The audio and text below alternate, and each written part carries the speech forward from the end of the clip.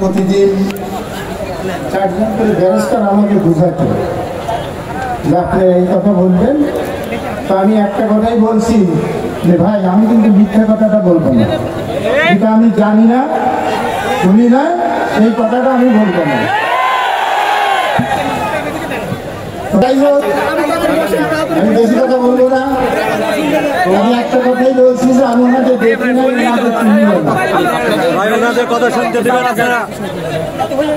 আপনারা হইচই করবেন না। আমাদের ধর্ম মতে বলছে, সনাতন ধর্ম বলছে যে যুদ্ধক্ষেত্রে যে নিহিত হয় সে ভগবানের চিপাত পদে ঠাঁই পায়। ধর্মযুদ্ধে সংগত বিষয় আছে, তদ্রূপ ইসলামের বিধানেও আছে। নবী সাহেবের নির্দেশ, আমাদেরও শ্রীকৃষ্ণের নির্দেশ। এটাই আমি বিশেষ কিছু আর বলবো না। একটা কথাই আমাকে বারবার রিপিট করছিলেন, সেখানে আমি একটা কথাই বলছি, আমি ওনাকে দেখিনি ওই দিনে বা আমি চিনিও না, এই পর্যন্ত। তারপরে আমাকে আমার সাক্ষী গ্রহণ করেন নাই, পরবর্তীতে আমাকে গাড়ি ভাড়াও দেয়নি। আমি কত কষ্ট করে দিয়ে আসছি সেটা বলেন না। এই পর্যন্তই, ধন্যবাদ। আমি আর কিছু বলতে চাই না। তো সবাই আমরা ভুল ত্রুটি হলে আমাকে ক্ষমা করে দিবেন, আর আপনারা আশীর্বাদ করবেন মোমেন সাহেবের জন্য।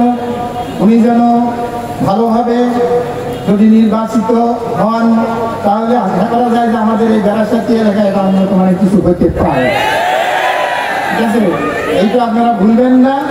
কেননা একটা জিনিস জানবেন, সবাই কিন্তু বুঝেন, আম গাছে কোনোদিন তেঁতুল ধরে না, ঠিক আছে না? আর তেঁতুল গাছ কোনোদিন তেঁতুল মিষ্টি হয় না। যদি রোদ্রের পর গাছ হলে একটু সেদিক হয়, তেঁতুল কোনোদিন মিষ্টি হয় না। ধন্যবাদ, আর কিছু বলবো না। সবাইকে নমস্কার, আসসালামু আলাইকুম।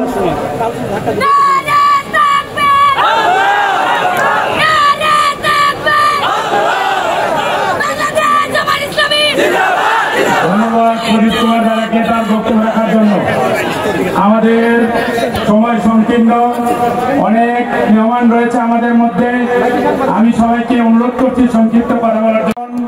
আমাদের মাঝে উপস্থিত আছেন শহীদ পরিবারের সন্তানেরা, যাদের অনুপ্রেরণায় আমরা ইসলামী আন্দোলনে শরীক হতে পেরেছি, যারা জীবনের বিনিময়ে এই দেশে ইসলাম কায়েমের চেষ্টা করেছেন।